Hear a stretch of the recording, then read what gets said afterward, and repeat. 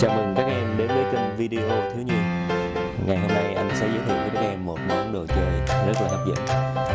Các em sẽ nhìn nè. Đây chính là món đồ chơi hôm nay giới thiệu với các em. Đây chính là chiếc xe cẩu, chiếc xe cẩu rất là đẹp. Bây giờ anh sẽ đưa cái món đồ chơi xem bên trong có gì các em nhé.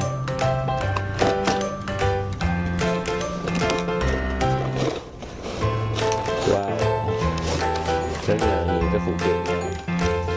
Và đây là chiếc xe cẩu. Em nhìn cái hình này, chúng ta sẽ lắp ráp cái xe theo cái hình này nha các em nhé.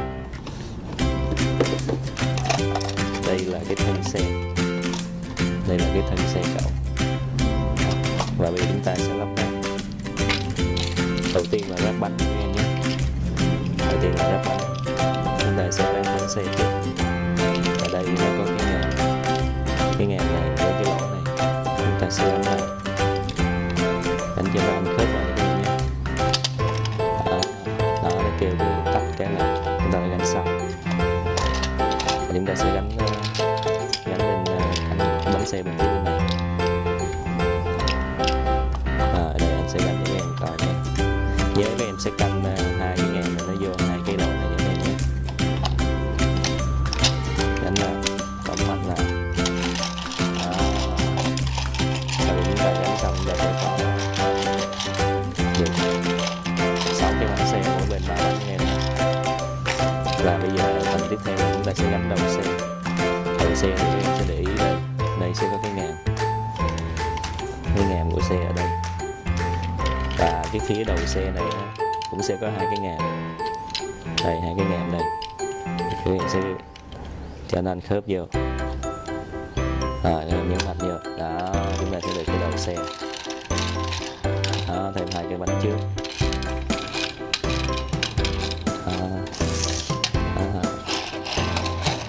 Rồi phần tiếp theo chúng ta sẽ gắn cái cần cẩu cho xe nhé. Đây vẫn có cái ngàm nữa các em nhé. Chú ý cái ngàm nha các em nha. Chúng ta sẽ gắn vô đây, gắn vô. Rồi chúng ta có thể đi xuống được các em nhé. Đó, ra hình thành một chiếc xe đồ chơi rất là đẹp. Đây, chỗ này là chỗ tài xế ngồi lái. Ở đây là mặt bên này, mặt sau.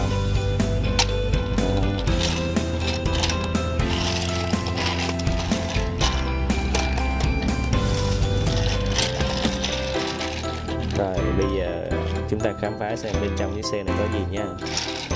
Đây, ở phần đuôi xe các em nhìn. Wow, thì ra là có một chiếc xe con trong này. Đó, chiếc xe con trong này. Chúng ta ấn ra thì xe sẽ hạ xuống, nó thả một chiếc xe con ra, thêm một chiếc cần cẩu con nữa. Đó, vậy là chiếc xe này là chiếc xe cần cẩu lớn, chứa được nhiều chiếc xe con trong này nha các em nhé. Đây, bây giờ chúng ta sẽ cho nó đi cẩu thử các em nha.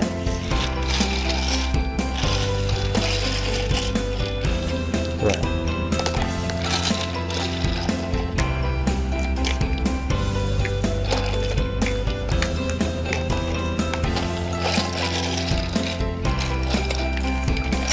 Giờ chúng ta sẽ làm việc thử nha. Rồi, sẽ chạy tới, quay cần cẩu ra, phía sau, nhân cần cẩu lên. Đó, và chúng ta sẽ cài nha. Đưa xuống gấp. Rồi chúng ta chúng ta sẽ nhấc lên, quay qua, quay lại, muốn bỏ vô cái nào. Rồi thì mình sẽ bỏ vô hộp nha. Bỏ vô hộp, bỏ xuống. Rồi tiếp tục cậu với em nha. Đây cậu bên hông, nhấc lên. Wow, lắp chặt xét luôn. Quay qua, nhấc lên, quay qua, hạ xuống, hạ ra.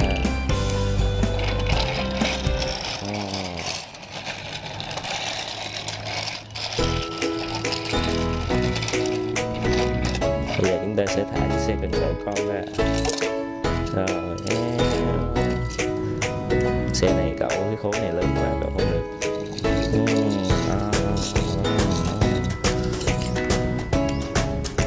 Thêm một chiếc máy xúc nữa nha. Máy xúc chạy vô nè, chạy vô chiếc xe chạy vô,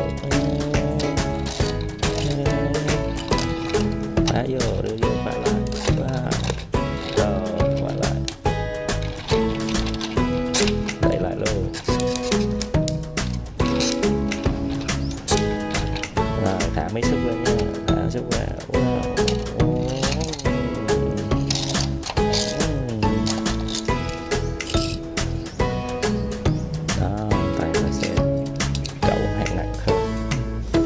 Bây giờ chúng ta thử coi chở một chiếc máy bay nha. Máy bay chở một chiếc máy bay luôn. Wow, thả chiếc máy bay ra nha. Dữ quá.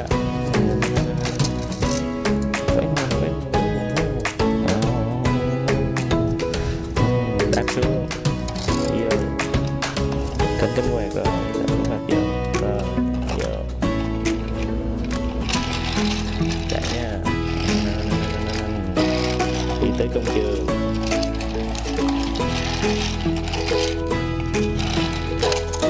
Công trường ngộ ngang.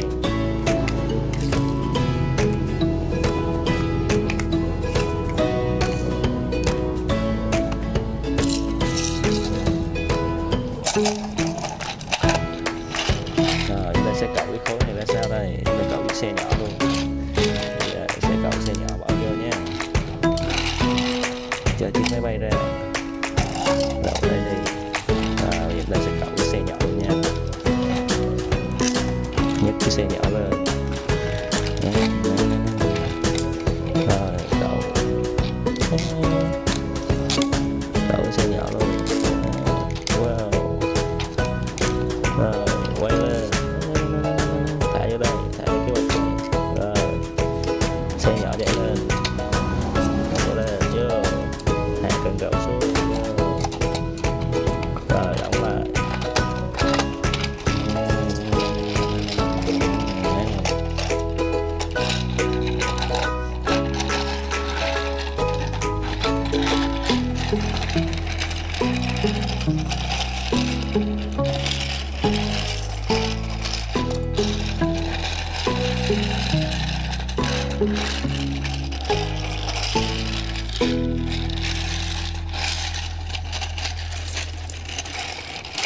Rồi chúng ta sẽ đổi xe nha.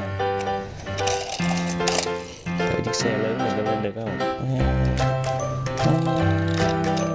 Lên luôn. Đẩy vô.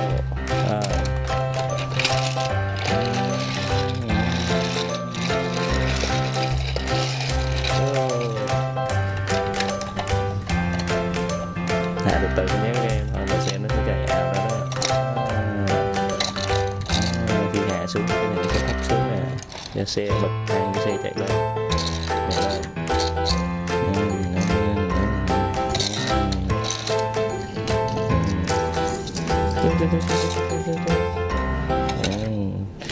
Nhấc lên, đi vô, bá lại, hạ xuống.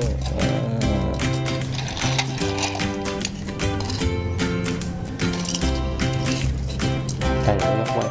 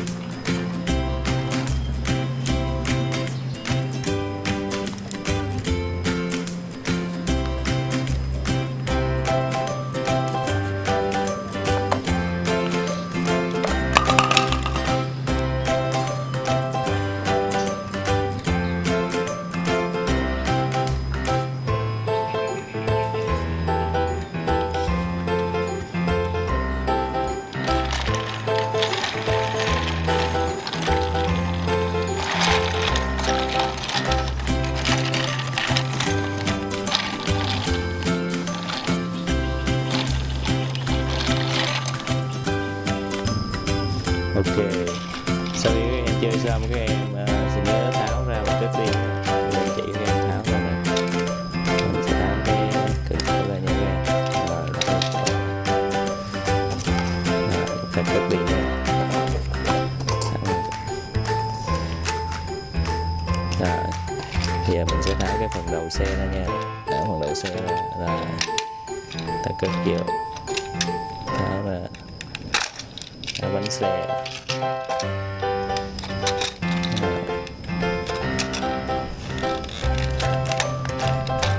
Rồi, tháo bánh xe xong rồi. Sẽ cất vô. Chơi xong các em nhớ cất đồ chơi nữa nha. Cất đi để mình còn giữ được lâu bền, mình còn chơi lần sau nữa em nha. Chúng ta phải sắp xếp đồ chơi cho nó gọn gàng. Rồi sẽ cất đi nha. Ngày hôm nay đã giới thiệu xong cho các em chiếc xe công cẩu rất là đẹp, rất là hấp dẫn, một trò chơi rất là lý thú để cẩu rất là nhiều thứ. Và chào tạm biệt các em nha. Hẹn gặp lại các em trong các video tiếp theo nha các em. Rồi chào tạm biệt. Rồi các em nha, nhớ cất đồ chơi cẩn thận nha.